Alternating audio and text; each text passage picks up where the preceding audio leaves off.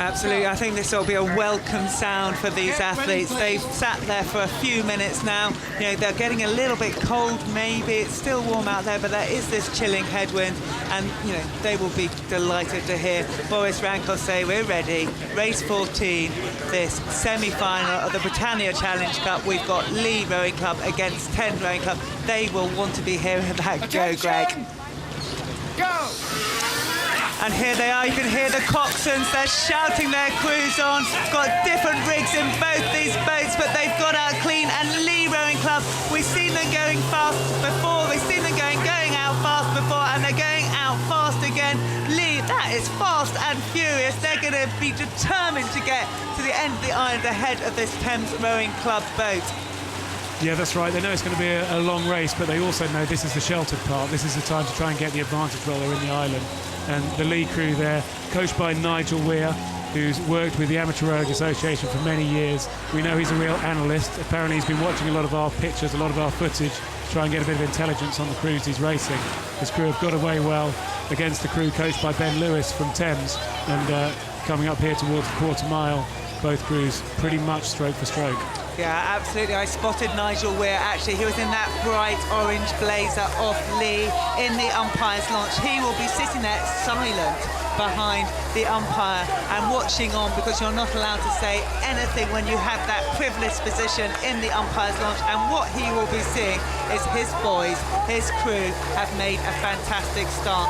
Anthony Brewer, Jack Dointy, Gaber Martin, Guy Arnold, pulled on by Richard Hill. They have gone out really fast. Yesterday we saw them going 3 seconds quicker than Thames to the barrier. They are looking like they might be repeating that again today, Greg.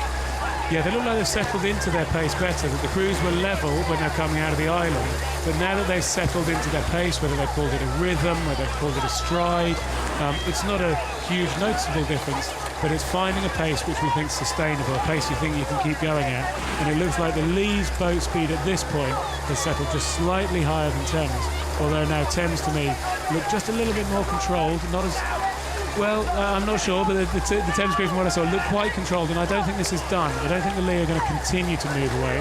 I think Thames will be able to hold the connection there as we look at Nicholas Turnbull, who I quite like the look of his rowing technique in the bow of that Thames boat, that I think he looks like he's going to be able to keep this going. Yeah, absolutely. We know these races are long races today, and look at this wonderful shot. You can see the crowds on the right-hand side, you can see the boats on the left-hand side, and cutting across the two, we have the Henley Royal Regatta course.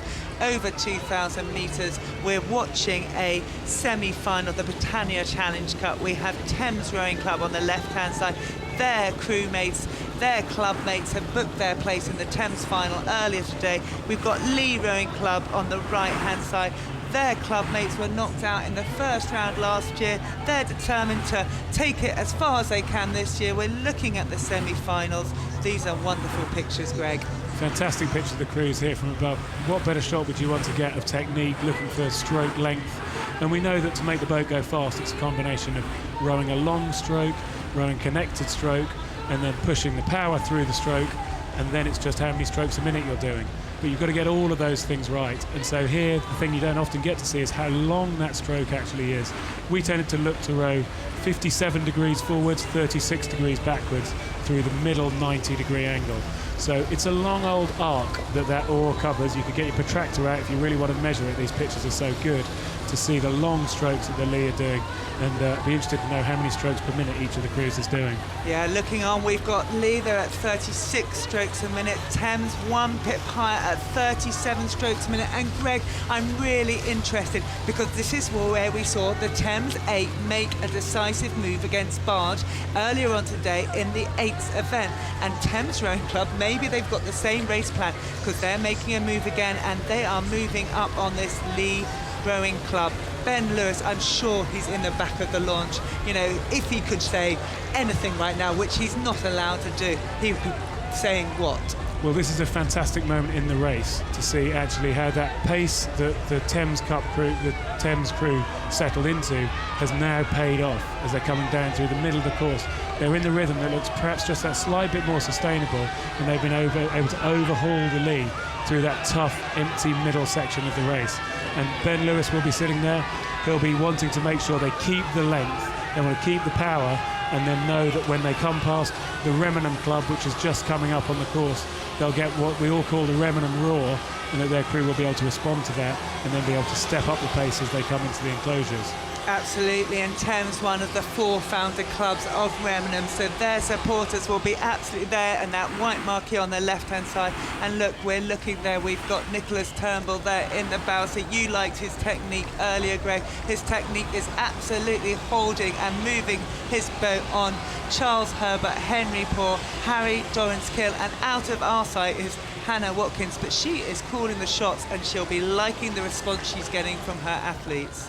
She is calling the shots, and she looked like she was keeping that boat nice and straight, keeping them moving along, holding to their station. As we take a look now in the lee boat, and they look like their heads are starting to go. Their Guy Arnold in the stroke seat. I really hope he can keep this together, because they don't want to let their heads drop. They've got a chance to come back. I think they could come back. They've had 2 tough races already in the regatta, and they could be feeling that in their legs now, whereas Thames were able to win their heats by a couple of lengths. But for me, it's still not going to be done. If the Lee are able to use that sprint speed they had at the beginning, again at the finish, then they could yet come back into this one. But Thames, to me, looking pretty strong on the left of our screen. Just holding that length, just holding that connection. Those arms look strong, the bodies come through together, and the boat's now surging along. And I think they'll be pretty pleased with the progress they're making. Yeah, absolutely. You can hear there Hannah Watkins. You can hear her calling her crew on. You can hear it reverberating down the Thames boat, but they won't be able to hear much for long because they're coming into the enclosures, and the roar, the Remnant Roar was good, but the grandstand roar, Greg, it could be even better, because Thames Rowing Club, they've put a fantastic race together there. Look how flat that stroke is. Ben will be delighted watching that, won't he? Yeah, they want to hold the form up now that, as you say, they're getting into this last bit of the course. The blade works slightly moving apart, the oars not quite entirely parallel. But if we look at the Thames boat, I'm afraid to say it's tidier than the lee boat, where within the lee boat we can see the boat's just starting to pitch around a bit. The blades not moving quite in synchronicity as well as they were earlier in the race. And the coaches sitting in the boat there behind won't be quite so pleased with what they're seeing in the lee boat. Yeah, absolutely. You can see the coaches split by colour. The lee coaches on the right-hand side of the boat in the yellow, in the orange, the same colour as their crew. The Thames, slightly quieter colours. They've just got that red and black piping on their blazers, but it will be the smiles on the left-hand side of the boat, because Thames Rowing Club, they are taking the roar of the crowd. They are flat, they are strong, and they are long, and they are loving this headwind. They have driven their boat through nearly 2,000 metres of this course. They've got strokes to spare, Greg, and this is it. Thames Rowing Club, what a programme they have produced this year, 2015, at the regatta. You see the lee crew giving it everything, really driving their boat forward. But Thames, they hold their form. They're joining their club mates in the final. Here come Lee, but Thames Rowing Club, their supporters will be delighted. 2 finals to watch tomorrow. Yeah, fantastic race there from the Thames boys. They really held their nerve, and great race for us to watch, and we'll see Thames tomorrow in the final.